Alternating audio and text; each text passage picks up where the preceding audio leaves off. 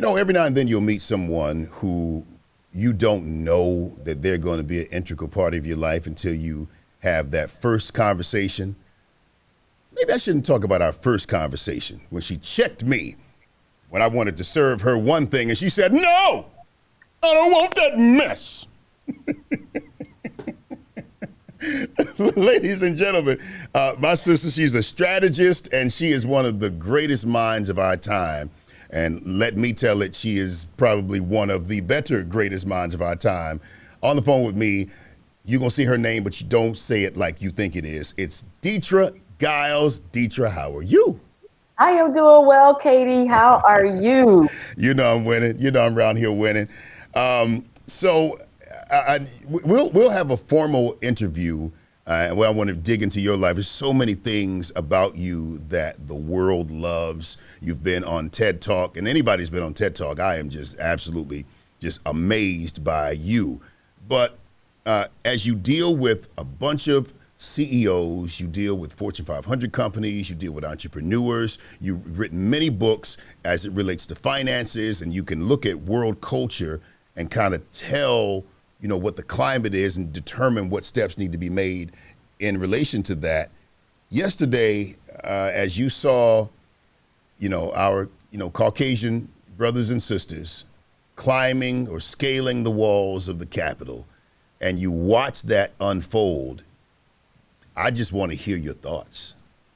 You know what, Katie? Yesterday, when I saw that happening, I thought of two very important things. The first thing was I'm a writer. I sat down in my office and I said, I would love to write a welcome to the neighborhood letter, right? Wow. Wow. Yes, because let me tell you why. In this country, we have had this dichotomy of ideas. One group of people is saying, hey, we have issues that we need to fix. We have racial inequities, we have pay inequities, we have status inequities, health inequities.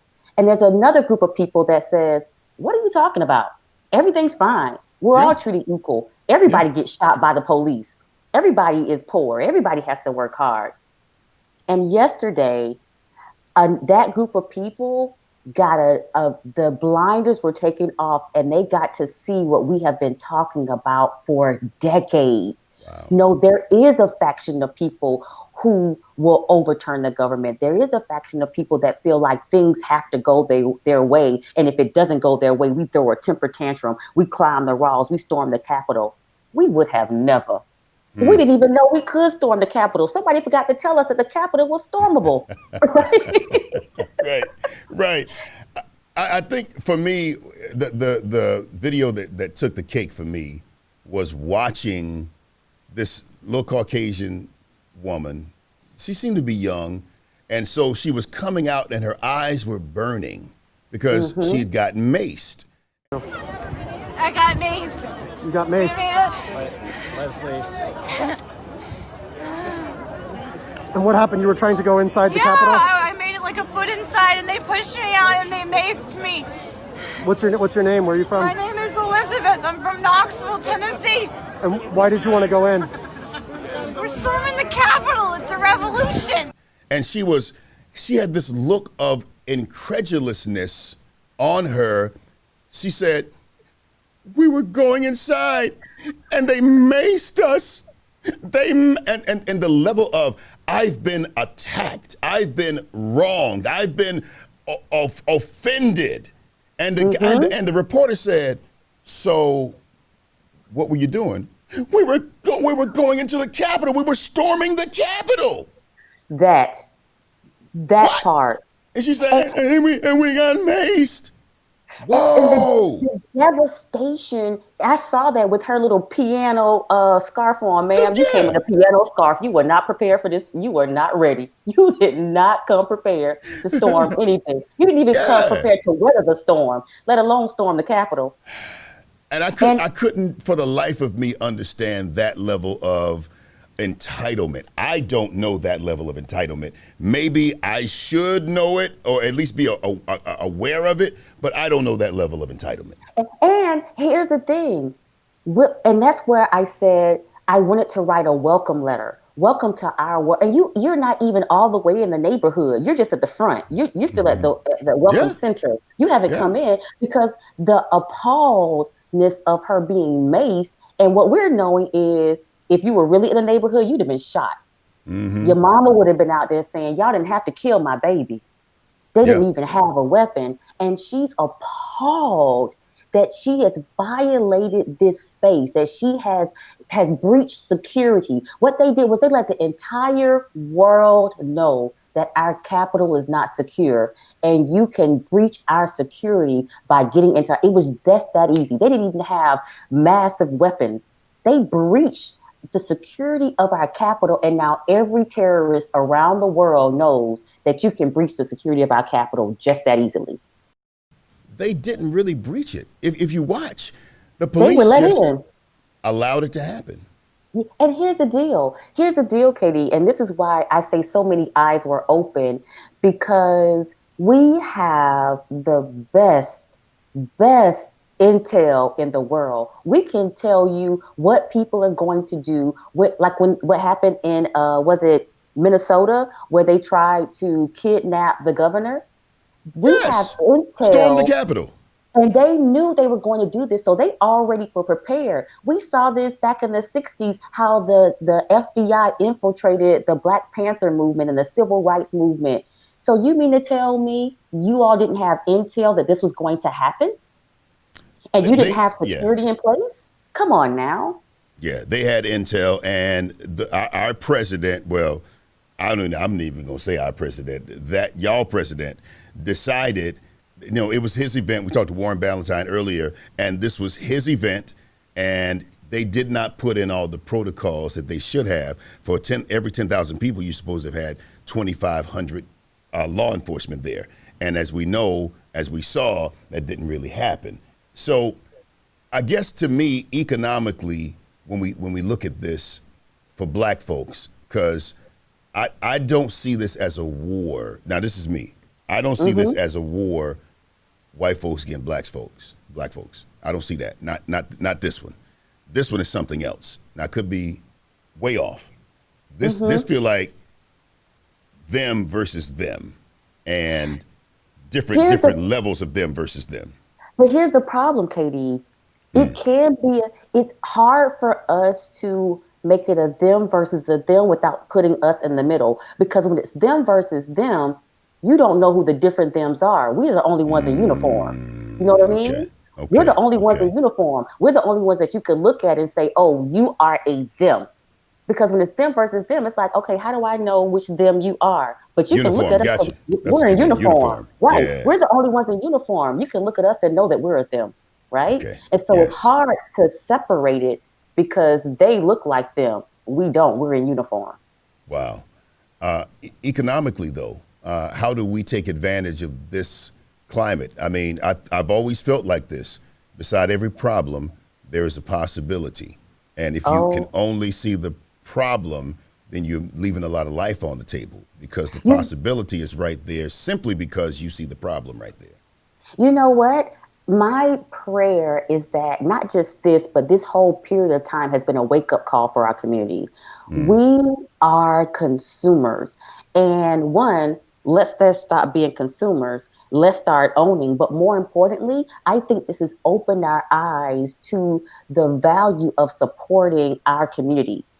People are starting to stop and say, wait a minute, this could go sideways. Do we have the resources in our community to take care of ourselves? Do we have the resources, and not just because we're good about saying, oh, go to a Black owned restaurant. Oh, go get your clothes from a Black owned shop. Wait a minute. What about a Black attorney, Black plumbers, Black electricians, Black mechanics, Black masons?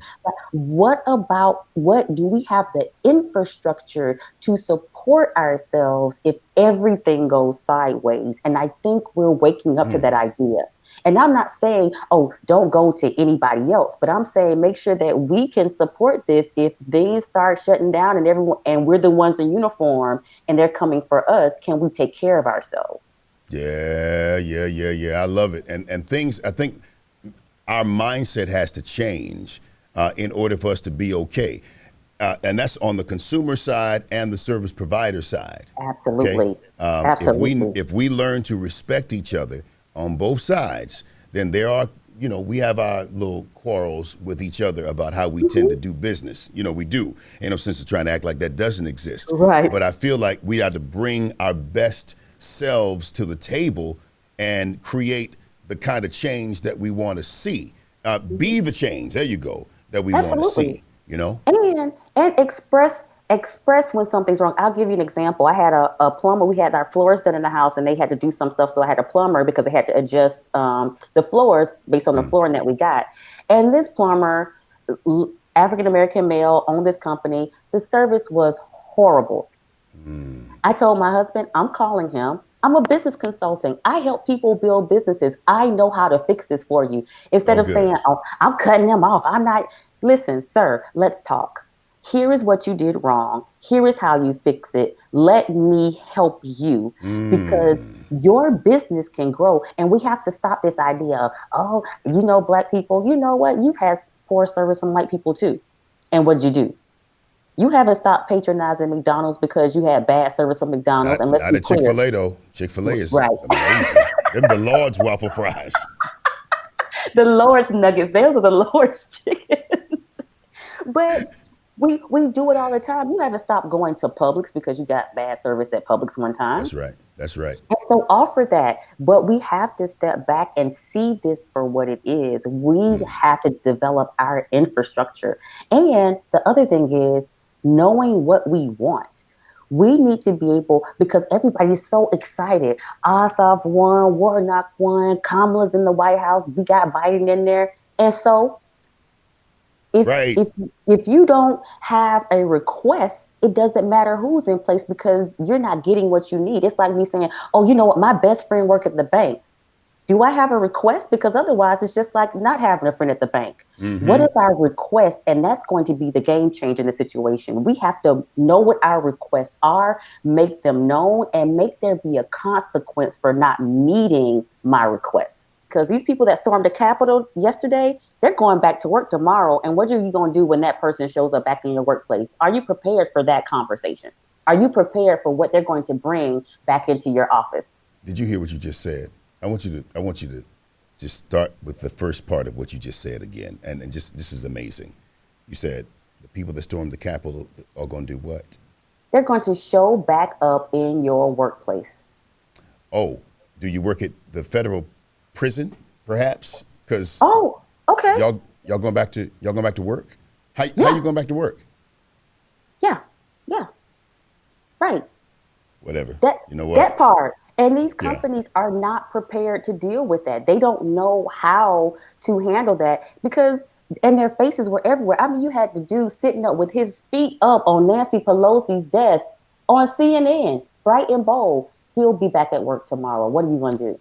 Oh, I'm sorry. Does he work he works at the prison? Is he going to prison? Oh, you said work. No. He's not going to prison. He's going to work. He's not going to be.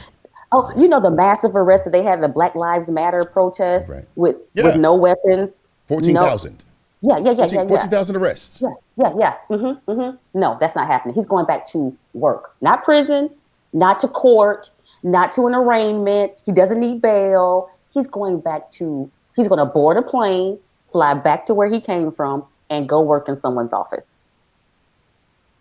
God help me. I hope y'all praying for me. I'm gonna get past this, but this is a lot. Deetra Giles, thank you so much, and we look forward to talking to you again. How do people get in contact with you? Absolutely. I am Deetra Giles on every medium. It's DeetraGiles. Connect with me on social media, LinkedIn, Instagram, but find me because you need me. I promise you. All right. We'll talk to you next time, okay? Absolutely. See you later, KD. Indeed. It's the KD Bo Show.